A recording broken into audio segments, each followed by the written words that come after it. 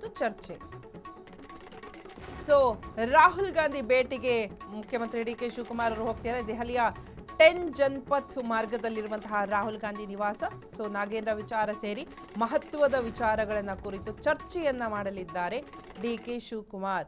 So ಇವತ್ತು high voltage day ಅಂತ ಹೇಳ್ಬೋದು ಕಾಂಗ್ರೆಸ್ಸಿಗರಿಗೆ. ಡೆಲ್ಲಿಗೆ ಹೋಗಿದ್ದಾರೆ ಡಿ ಕೆ ಶಿವಕುಮಾರ್ ಅವರು. ರಾಹುಲ್ ಗಾಂಧಿ ಜೊತೆ ಚರ್ಚೆಯನ್ನ ಮಾಡಲಿದ್ದಾರೆ ರಾಜ್ಯದ ಬಗ್ಗೆ, ನಾಗೇಂದ್ರ ಅವರ ರಾಜೀನಾಮೆಯ ಬಗ್ಗೆ. ಇದ್ರ ಬಗ್ಗೆ ಹೆಚ್ಚಿನ ಡೀಟೇಲ್ಸ್ ಕೊಡ್ತಾನೆ ನಮ್ಮ ಕರೆಸ್ಪಾಂಡೆಂಟ್ ಆದಂತಹ ಮಾರುತಿ. ಫೋನ್ನ ಮೂಲಕ ಕೇಳೋಣ, ಯಾವ ರೀತಿಯಲ್ಲಿ ರಾಜ್ಯ ರಾಜಕೀಯದಲ್ಲಿ ಅದರಲ್ಲೂ ಕಾಂಗ್ರೆಸ್ ವಲಯದಲ್ಲಿ ಯಾವ ರೀತಿ ತಾಂಡವ ಆಡ್ತಿದೆ ರಾಜಕೀಯ ಅಂತ ಹೇಳಿ. ಎಸ್ ಮಾರುತಿ, ಏನಿದು ಡಿ ಕೆ ಶಿವಕುಮಾರ್ ಅವರು ಇವತ್ತು ದೆಹಲಿಗೆ ಹೋಗಿದ್ದಾರೆ, ರಾಹುಲ್ ಗಾಂಧಿ ಜೊತೆ ಚರ್ಚೆಯನ್ನ ಮಾಡ್ತಾರೆ, ನಮ್ಮ ರಾಜ್ಯದ ಪರಿಸ್ಥಿತಿಯ ಬಗ್ಗೆ ಚರ್ಚೆಯನ್ನ ಮಾಡ್ತಾರೆ. ಇದರ ಜೊತೆಗೆ ಬಿ ನಾಗೇಂದ್ರ ಅವರ ರಾಜೀನಾಮೆಯ ಬಗ್ಗೆ ಕೂಡ ಚರ್ಚೆಯನ್ನ ಮಾಡ್ತಾರೆ. ಇದರ ಬೆನ್ನಲ್ಲೇ ನಾಗೇಂದ್ರ ಕೂಡ ದೆಹಲಿಯಲ್ಲಿದ್ದಾರೆ. ಏನಾಗ್ಬೋದು ಇವತ್ತು?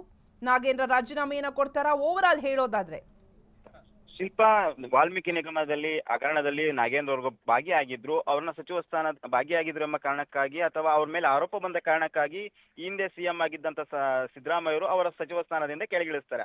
ಆ ನಂತರ ಅವರು ಬೇಲ್ ಮೇಲೆ ಹೊರ ಬಂದ ನಂತರ ಯಾವುದೇ ಕೇಸ್ ಇಲ್ಲ, ಯಾವುದೇ ಬೇಲ್ ಮೇಲೆ ಹೊರ ಬಂದ ನಂತರ ಸಿಎಂ ಆದಂತಹ ಡಿ ಕೆ ಶಿ ಕ್ಯಾಬಿನೆಟ್ ನಲ್ಲಿ ಅವರಿಗೆ ಸಚಿವ ಸ್ಥಾನ ಸಿಗುತ್ತೆ.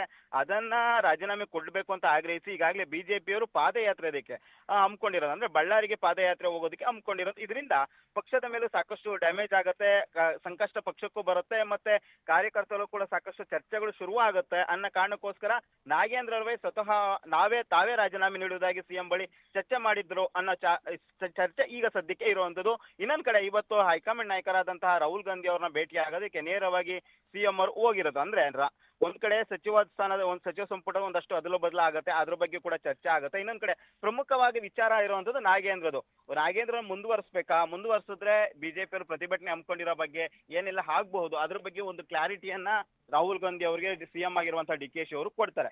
ಇನ್ನೊಂದ್ ಕಡೆ ಅವ್ರ ಜೊತೆ ನೇರವಾಗಿ ಈಗಾಗಲೇ ಅಂದ್ರೆ ಅವ್ರ ಜೊತೆ ಅಲ್ದಿದ್ರು ಕೂಡ ಸತೀಶ್ ಜಾರಕಿಹೊಳಿ ಮತ್ತೆ ನಾಗೇಂದ್ರ ಅವರು ಕೂಡ ಈಗಾಗಲೇ ದೆಹಲಿಯಲ್ಲಿ ಬೀಳ್ಬಿಟ್ಟಿರುವಂತದ್ದು.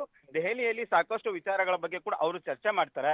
ಹೀಗಾಗಿ ಪ್ರಮುಖವಾಗಿ ಇರುವಂತ ಚರ್ಚೆ ಅಂದ್ರೆ ನಾಗೇಂದ್ರ ಅವರು ತಮ್ಮ ದಾಖಲೆಗಳು ಅಂದ್ರೆ ಇಲ್ಲಿವರೆಗೂ ಕೇಸ್ ನಲ್ಲಿ ಏನಾಗಿದೆ ಮತ್ತೆ ವಿಪಕ್ಷಗಳ ಮೇಲಿರುವಂತಹ ಕೇಸ್ಗಳೇನಿರ್ಬೋದು ಇವೆಲ್ಲವೂ ಕೂಡ ಒಂದಷ್ಟು ದಾಖಲೆ ಸಮೇತ ಹೈಕಮಾಂಡ್ ನಾಯಕರ ಭೇಟಿಗೆ ತೆರಳಿರುವಂತ. ಅಲ್ಲಿ ಯಾವ ರೀತಿ ಪ್ರೋಸೆಸ್ ಇದೆ ಅಂದ್ರೆ ವಾಲ್ಮೀಕಿ ಹಗರಣದಲ್ಲಿ ನಿಗಮದಲ್ಲಿ ಆಗಿರುವಂತಹ ಹಗರಣದಲ್ಲಿ ಯಾವ ರೀತಿ ಪ್ರೋಸೆಸ್ ಇದೆ ಅದ್ರ ಬಗ್ಗೆ ಕೂಡ ವಿವರವಾಗಿ ನಾಗೇಂದ್ರ ಅವರು ಹೈಕಮಾಂಡ್ ನಾಯಕರಿಗೆ ಹೇಳುವ ಸಾಧ್ಯತೆ ಇರುವಂತದ್ದು. ಪ್ರಮುಖವಾಗಿ ಅವರು ಸುರ್ಜೇವಾಲಾ ಅಥವಾ ವೇಣುಗೋಪಾಲ್ನ ಭೇಟಿಗೆ ಮಾತುಕತೆ ನಡೆಸುವ ಸಾಧ್ಯತೆ ಇರುತ್ತದೆ. ಒಂದು ವೇಳೆ ರಾಹುಲ್ ಗಾಂಧಿ ಭೇಟಿಗೆ ಅವಕಾಶ ನಾಗೇಂದ್ರ ಅವರು ಕೊಟ್ಟಿದ್ದೆ ಅದಲ್ಲಿ ಅವರು ಚರ್ಚೆ ಮಾಡ್ತಾರೆ. ಆದ್ರೆ ಸಿಎಂ ಆಗಿರುವಂತಹ ಡಿ ಕೆ ಶಿ ಅವರು ನೇರವಾಗಿ ರಾಹುಲ್ ಗಾಂಧಿ ಅವರನ್ನ ಭೇಟಿಯಾಗಿ ನಾಗೇಂದ್ರ ವಿಚಾರದಲ್ಲಿ ಪಕ್ಷದ ಸ್ಟ್ಯಾಂಡ್ ಏನಾಗಿರ್ಬೇಕು, ಅವನ ಸಚಿವ ಸಂಪುಟದಿಂದ ಕೈ ಬಿಡ್ಬೇಕಾ ಅಥವಾ ಹಂಗೆ ಮುಂದುವರಿಸಬೇಕೆಂಬ ಬಗ್ಗೆ ಅಲ್ಲಿ ರಾಹುಲ್ ಗಾಂಧಿ ಅವರನ್ನ ತಿಳಿದು ನಿರ್ಧಾರವನ್ನ ಮಾಡ್ತಾರೆ. ಹೀಗಾಗಿ ರಾಹುಲ್ ಗಾಂಧಿ ಏನೆಲ್ಲ ಸೂಚನೆ ಕೊಡ್ತಾರೆ, ಯಾವ ರೀತಿ ನಿರ್ಧಾರ ಕೈಗೊಳ್ತಾರೆ ಎಂಬುದು ಕೂಡ ಸಾಕಷ್ಟು ಕುತೂಹಲ ಮೂಡಿದೆ. ಇನ್ನೊಂದ್ ಕಡೆ ಸತೀಶ್ ಜಾರಕಿಹೊಳಿ ಕೂಡ ದೆಹಲಿಯಲ್ಲಿ ಬೀಡ್ಬಿಟ್ಟಿರುವಂತದ್ದು ನಾಗೇಂದ್ರ ಪರವಾಗಿ. ಯಾಕೆಂದ್ರೆ ಸತೀಶ್ ಜಾರಕಿಹೊಳಿ ಎಸ್ ಟಿ ಸಮುದಾಯಕ್ಕೆ ಸೇರುವಂತಹ ನಾಯಕ ಆಗಿರೋದ್ರಿಂದ ಈಗ ಸಚಿವ ಸ್ಥಾನದ ಗೊಂದಲ ಇರುವಂತದ್ದು ಎಸ್ ಟಿ ಸಮುದಾಯದಲ್ಲಿ. ಹೀಗಾಗಿ ಅವರು ಕೂಡ ದೆಹಲಿಯಲ್ಲಿ ಬಿಟ್ಬಿಟ್ಟಿರುವಂತದ್ದು ಸಾಕಷ್ಟು ಮಹತ್ವನ ಪಡ್ಕೊಂಡಿದೆ. ಇನ್ನೇನು ಕೆಲವೇ ಕ್ಷಣಗಳಲ್ಲಿ ರಾಹುಲ್ ಗಾಂಧಿಯನ್ನ ಸಿಎಂ ಅವರು ಭೇಟಿ ಆಗ್ತಾರೆ. ಆ ನಂತರ ನಿರ್ಧಾರ ಫೈನಲ್ ಆಗುವ ಸಾಧ್ಯತೆ ಇರುವಂತದ್ದು. ಶಿಲ್ಪ, ಎಸ್ ಮಾರುತಿ, ಇನ್ನು ನಾಗೇಂದ್ರ ಅವರು ಅಲ್ಲೇ ಇದ್ದಾರೆ, ಡೆಲ್ಲಿಲೇ ಇದ್ದಾರೆ. ಅವ್ರೇನಾದ್ರು ರಾಹುಲ್ ಗಾಂಧಿಯನ್ನ ಭೇಟಿ ಆಗ್ತಾರಾ, ಭೇಟಿಯಾಗಿ ಮಾತನಾಡ್ತಾರೆ? ಯಾಕಂದ್ರೆ ಇವರ ಕೇಸ್ ಫೈಲು ಯಾವ ಹಂತದಲ್ಲಿದೆ ಅನ್ನೋದನ್ನೆಲ್ಲ ಫೈಲ್ ಇಟ್ಕೊಂಡಿದ್ದಾರೆ. ಇದರ ಜೊತೆಗೆ ಶ್ರೀರಾಮುಲು ಜನಾರ್ದನ ರೆಡ್ಡಿಯ ಹಗರಣದ ಬಗ್ಗೆ ಆ ಒಂದು ಫೈಲ್ಗಳನ್ನು ಸಹ ಇಟ್ಕೊಂಡು ಹೋಗಿದ್ದಾರೆ. ಸೊ ಹೀಗಾಗಿ ರಾಹುಲ್ ಗಾಂಧಿಯನ್ನ ಭೇಟಿಯಾಗಿ ನಾಗೇಂದ್ರ ಅವರೇ ಖುದ್ದು ಏನಾದ್ರು ಚರ್ಚೆಯನ್ನ ಮಾಡುವಂತಹ ಸಾಧ್ಯತೆ ಇದೆಯಾ ಮಾರುತಿ? ಶಿಲ್ಪ, ಇಲ್ಲಿ ಸಿಎಂಗೆ ಭೇಟಿಗೆ ರಾಹುಲ್ ಗಾಂಧಿ ಅವಕಾಶ ಕೊಡುವ ಸಾಧ್ಯತೆ ಇರುವಂತದ್ದು. ಯಾಕೆಂದ್ರೆ ನಾಗೇಂದ್ರ ಅವ್ರನ್ನ ಕರೆಸಿ ರಾಹುಲ್ ಗಾಂಧಿ ಮಾತನಾಡ್ತಾರೆ ಎಂಬುದು ಒಂದಷ್ಟು ಗೊಂದಲದ ವಿಚಾರ. ಯಾಕೆಂದ್ರೆ ನೇರವಾಗಿ ಇಲ್ಲಿಂದ ಹೋದಂತ ಸಚಿವರುಗಳನ್ನ ರಾಹುಲ್ ಗಾಂಧಿ ಅವರು ಭೇಟಿಯಾಗೋದು ತೀರಾ ಕಡಿಮೆ. ಅದು ಸಿದ್ದರಾಮಯ್ಯವ್ರನ್ನ ಮತ್ತೆ ಸಿಎಂ ಆಗಿರುವಂತಹ ಡಿ ಕೆ ಶಿ ಮತ್ತೆ ಕೆಪಿಸಿಸಿ ಅಧ್ಯಕ್ಷರನ್ನ ಅಂದ್ರೆ ರಾಜ್ಯದ ಪ್ರಮುಖ ನಾಯಕರುಗಳನ್ನ ಮಾತ್ರ ರಾಹುಲ್ ಗಾಂಧಿ ಕರೆಸಿ ಮೀಟಿಂಗ್ ಆಗಿರ್ಬೋದು ಮತ್ತೊಂದಾಗಿರೋದು ಮಾಡ್ತಾರೆ.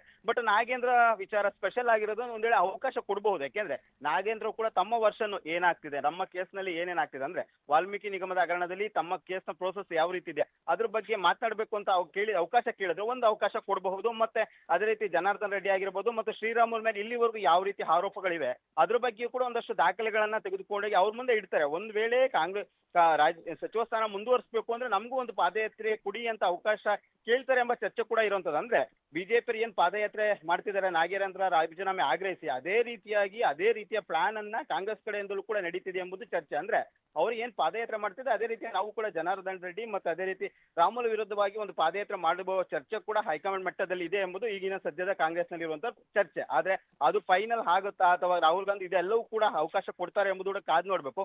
ಒಂದ್ ವೇಳೆ ರಾಹುಲ್ ಗಾಂಧಿ ಭೇಟಿಗೆ ಅವಕಾಶ ಕೊಟ್ಟರೆ ಇವರು ಕೂಡ ಇಲ್ಲಿಂದ ದೆಹಲಿಗೆ ಏನೆಲ್ಲ ದಾಖಲೆಗಳನ್ನ ತೆಗೆದುಕೊಂಡು ಹೋಗಿದ್ದಾರೆ ಅವೆಲ್ಲವೂ ಕೂಡ ಪ್ರಸ್ತಾಪ ಮಾಡ್ತಾರೆ, ಅದು ಸಂಬಂಧಪಟ್ಟಂತೆ ಚರ್ಚೆ ಆಗುತ್ತೆ. ಆ ನಂತರ ನಾಗೇಂದ್ರ ಸಚಿವ ಸ್ಥಾನಕ್ಕೆ ರಾಜೀನಾಮೆ ಕೊಡಿ ಅಂತ ಹೇಳ್ತಾರ ರಾಹುಲ್ ಗಾಂಧಿ ಅಥವಾ ಮುಂದುವರಿಸಿ ಅಂತ ಹೇಳ್ತಾರೆ ಎಂಬುದು ಇನ್ನೇನು ಕೆಲವೇ ಗಂಟೆಗಳಲ್ಲಿ ಅಥವಾ ಇವತ್ತು ನಿರ್ಧಾರ ಫೈನಲ್ ಆಗುವ ಸಾಧ್ಯತೆ. ಯಾಕೆಂದ್ರೆ 1ನೇ ತಾರೀಕಿಂದಲೇ ಪಾದಯಾತ್ರೆ ಆಗಿರೋದ್ರಿಂದ ಇದು ಸಾಕಷ್ಟು ದಿನಗಳು ಎಳ್ಕೊಂಡು ಹೋಗಲ್ಲ. ಈ ಒಂದ್ ದಿನ ಅಥವಾ 2 ದಿನದಲ್ಲಿ ಫೈನಲ್ ಆಗುವ ಸಾಧ್ಯತೆ. ಒಂದ್ ವೇಳೆ ಮುಂದುವರಿಬೇಕಾ ಬೇಡವಾ ಎಂಬುದು ರಾಹುಲ್ ಗಾಂಧಿ 2 ದಿನದಲ್ಲಿ ಫೈನಲ್ ಮಾಡುವ ಸಾಧ್ಯತೆ ಇರುವಂತದ್ದು. ಶಿಲ್ಪ, ಥ್ಯಾಂಕ್ ಯು ಮಾರುತಿ ನಿಮ್ಮೆಲ್ಲ ಡೀಟೇಲ್ಸ್ಗಾಗಿ. ಇವತ್ತು ಡಿ ಕೆ ಶಿವಕುಮಾರ್ ಅವರು ದೆಹಲಿಗೆ ಹೋಗಿದ್ದಾರೆ. ಡಿ ಕೆ ಶಿವಕುಮಾರ್ ಜೊತೆ ಸತೀಶ್ ಜಾರಕಿಹೊಳಿ ಸಹ ಹೋಗಿದ್ದಾರೆ. ಬಿಕಾಸ್ ಇವತ್ತು ರಾಹುಲ್ ಗಾಂಧಿಯನ್ನ ಮೀಟ್ ಮಾಡಿ ಒಂದಷ್ಟು ಚರ್ಚೆಯನ್ನು ನಡೆಸಲಿದ್ದಾರೆ ರಾಜ್ಯದ ಬಗ್ಗೆ. ಇದರ ಜೊತೆಗೆ ನಮ್ಮ ರಾಜ್ಯದಲ್ಲಿ ಹೈ ವೋಲ್ಟೇಜ್ ಸುದ್ದಿ ಆಗ್ತಾ ಇರೋದು ಬಿ ನಾಗೇಂದ್ರ ರಾಜೀನಾಮೆ.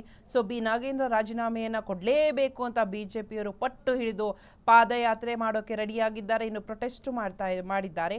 ಸೊ ಈ ಕಡೆ ನಾಗೇಂದ್ರ ಅವರ ರಾಜೀನಾಮೆಯನ್ನು ನಾನು ಸಹ ರಾಜೀನಾಮೆಯನ್ನು ಕೊಡ್ತೀನಿ ಅನ್ನುವಂತಹ ವಿಷಯ ನಾಗೇಂದ್ರ ಅವರು ಕೂಡ ಹೇಳಿದ್ರು. ಸೊ ಹೀಗಾಗಿ ನಾಗೇಂದ್ರ ಅವರು ರಾಜೀನಾಮೆನ ಕೊಡ್ಬೇಕಾ ಬೇಡವಾ, ರಾಜೀನಾಮೆ ಕೊಡದೆ ಮುಂದುವರಿಸ್ತಾರ, ಕಂಟಿನ್ಯೂ ಮಾಡ್ತಾರ, ಏನು ಎತ್ತ ಎಲ್ಲವನ್ನ ಕೂಡ ಇವತ್ತು ಡಿ ಕೆ ಶಿವಕುಮಾರ್ ಅವರು ರಾಹುಲ್ ಗಾಂಧಿ ಜೊತೆ ಚರ್ಚೆಯನ್ನ ನಡೆಸಲಿದ್ದಾರೆ. ಚರ್ಚೆಯಲ್ಲಿ ಗೊತ್ತಾಗುತ್ತೆ. ಇನ್ನೇನು ಕೆಲವು ಕ್ಷಣಗಳಲ್ಲಿ ಅಂದ್ರೆ ಡಿ ಕೆ ಶಿವಕುಮಾರ್ ಅವರು ರಾಹುಲ್ ಗಾಂಧಿ ಅವ್ರನ್ನ ಮೀಟ್ ಆಗ್ತಾರೆ.